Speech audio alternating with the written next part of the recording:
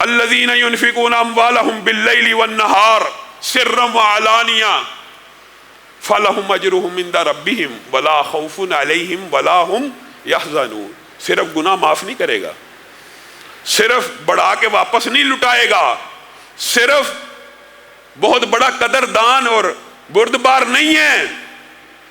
لا خوف علیہم ولا ہم یحزنون.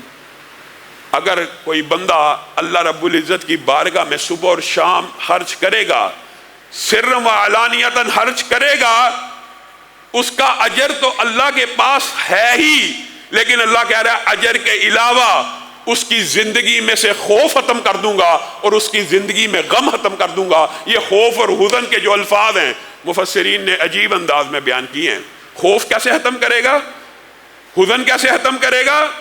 خوف کئی مرتبہ ایسا ہوتا ہے کہ مستقبل میں یہ نہ ہو جائے، مستقبل میں یہ نہ ہو جائے، یعنی آنے والی جتنی بھی مشکلات ہیں اس کا خوف بھی دل سے نکال دے گا، اس سے بھی محفوظ کر دے گا. اور حزن یہ ہوتا ہے، ملال یہ ہوتا ہے، غم یہ ہوتا ہے، ہائے میرا باپ فوت ہو چکا ہے، ہائے میری ماں فوت ہو چکی، ہائے میرا بھائی فوت ہو چکا، ماضی میں مجھے اتنا نقصان ہو گیا، یہ کاروباری دھچکا لگا. لا خوف علیہم ولا ہم یحزنون. پھر اللہ کی بارگاہ میں خرچ کرنے والوں کے اوپر نہ مستقبل کا کوئی اندیشہ ہوگا، نہ ماضی کا کوئی غم ہوگا. کل امرئ، ہر بندہ، فی ظل صدقتہ، اپنے صدقے کے سائے میں ہوگا، حتی یقضی بین الناس، یہاں تک کہ انسانوں کے مابین تمام کے تمام فیصلے کر نہیں دیے جاتے. اور اگر آپ صرف اس ایک حدیث کے اوپر غور کریں تو اس کے دباچے میں محدثین کیسی کیسی باتیں لے کے آئے ہیں کہ یہ وہ دن ہے کہ جس میں ہر بندہ اپنے ہی پسینے میں غرق، دوسرے کی بات نہیں ہو رہی، یعنی پسینے کی کوانٹٹی اس قدر ایک بندے کی ہوگی کہ وہ اپنے ہی پسینے میں غوطے کھا رہا ہے، اتنی کوانٹٹی ایک بندے کے پسینے کی ہے. اس شدت کی گرمی کے دن، جس دن اللہ کے سائے، عرش عظیم کے سائے کے علاوہ کوئی سایہ نہیں ہوگا، اس شدت اور گرمی کے دن چند خوش نصیب ایسے ہوں گے. کل امرئ، ہر بندہ فی ظل صدقتہ، اپنے صدقے کے سائے میں ہوگا. اس دن بھی یہاں تک کہ لوگوں کے مابین فیصلے نہیں کر دیے جاتے. سبعۃ یظلھم اللہ فی ظلہ یوم لا ظل الا ظلہ کی جو حدیث ہے اس کے اندر جو 7 بندوں کا ذکر ہے کہ یہ 7 بندے کل قیامت کی سختی، شدت، گرمی، حدت کے دن میں اللہ کے عرش کے سائے میں ہوں گے. ان میں سے ایک کون ہے؟ جس نے اللہ کے راستے میں خرچ کیا. کس طرح؟ یہ بات بھی سمجھ لیجئے، نیکیوں کے اعمال ہیں بہت سے، نیکیوں کے اعمال میں اپنے مطالعے کے مطابق 2 نیکیاں ایسی جانتا ہوں جن کو علانیہ کرنے کا اللہ رب العزت کی طرف سے اجازت ہے. باقی نیکیاں اعلانیہ کرنا پسندیدہ اور محبوب اس لیے نہیں ہے کہ اس میں ریاکاری شامل ہو جاتی ہے، لیکن ان 2 نیکیوں کو اللہ تعالیٰ نے اعلانیہ کے ساتھ کرنے کا بھی حکم دیا. اس کی کیا گرد و غایت ہے؟ اس کی کیا گرد و غایت ہے؟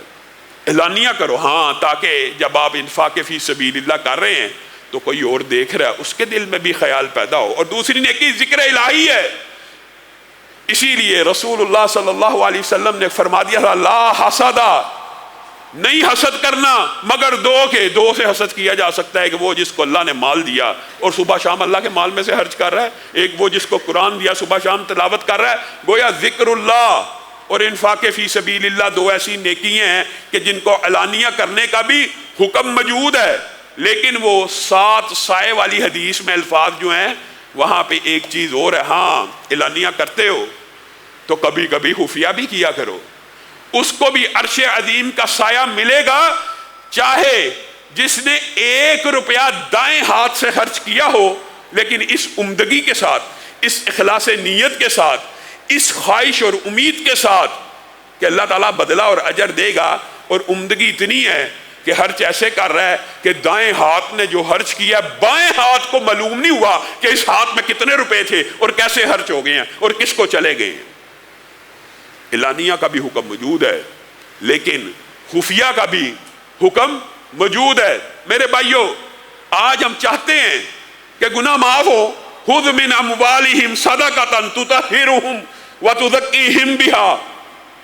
अल्लाह ताला रसूलुल्लाह को क्या कह रहे हैं? इनसे सदका लो, इनसे माल लो, खुद मिन अमवालिहिम सदक़तन तुतहिरुहुम, ताकि ये गुनाहों से पाक हो जाए। आपने यही समझा कि सिर्फ अस्तगफिरुल्लाह पढ़ने से बंदा गुनाहों से पाक होता है? नहीं, नफ्स के ऊपर सदका जितना भारी है आप सोच नहीं सकते। नफ्स को कुचलने के लिए जहां तहज्जुद की नमाज है, नफ्स को कुचलने के लिए जहां रोज़ा है, नफ्स को कुचलने के लिए तीसरे नंबर पे, और इनकी तरतीब मुख्तलिफ है, तीन जो मुहद्दिसीन बयान करते हैं ना नफ्स को कुचलने की, एक नींद कम हो और रात को बंदा उठे तहज्जुद के लिए, ये नफ्स को कुचलता है। एक बंदा गर्मी की शिद्दत और हिद्दत में रोज़ा रखता रहे, नफ्स कंट्रोल में आ जाता है। तीसरी बात जो नफ्स को कंट्रोल करती है वो अल्लाह रब्बुल इज़्ज़त की बारगाह में सदका करना है। क्यों? अश्शैतानु यईदुकुमुल फ़क्रा व यअमुरुकुम बिल फ़हशा। जब आप 1 रुपया खर्च करने लगते हैं, 1 रुपया, सिर्फ 1 रुपया, तो शैतान आपसे वादे करने लगता है, आपको आके कहने लगता है ओ बच्चों की फीस, वो बिजली का बिल, वो सुई गैस की का बिल, वो राशन वालों के पैसे, वो जनरल स्टोर वालों के पैसे, वो सब्जी वालों के पैसे, वो दूध वालों के पैसे। अश्शैतानु यईदुकुमुल फ़क्र व यअमुरुकुम बिल फ़हशा।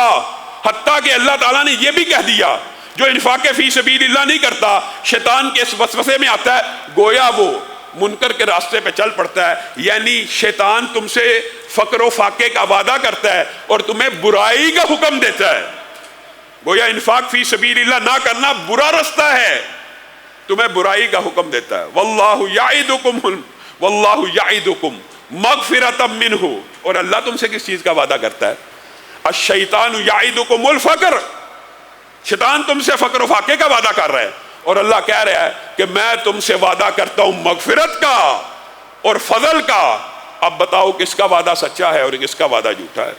अल्लाह के ऊपर एतमाद और यकीन नहीं है, एक को 700 करके लुटाएगा। ऐसी तिजारत जिसमें कोई हसारा नहीं होगा, ऐसा अमल जिसका बदला सिर्फ मग़फ़िरत ही मग़फ़िरत होगी।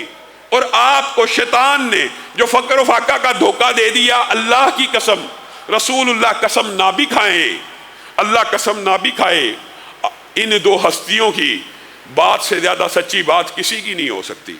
वमन अस्दक़ु मिनल्लाहि क़ीला, अल्लाह से ज़्यादा सच्ची बात भी किसी की हो सकती है क्या? रसूलुल्लाह सल्लल्लाहु अलैहि वसल्लम से ज़्यादा पक्की बात भी किसी की हो सकती है? अल्लाह मग़फ़िरत का वादा कर रहा है, अल्लाह कह रहा है माल दो पाक कर दूंगा, अल्लाह कह रहा है माल दो गुनाहों को ख़त्म कर दूंगा। वजह क्या है? शैतान के वसवसे हैं। शैतान इंसान को अजीबो गरीब तरीके से इस नेकी से रोकता है। वजह क्या है? आप सिर्फ इस हदीस के ऊपर गौर करें।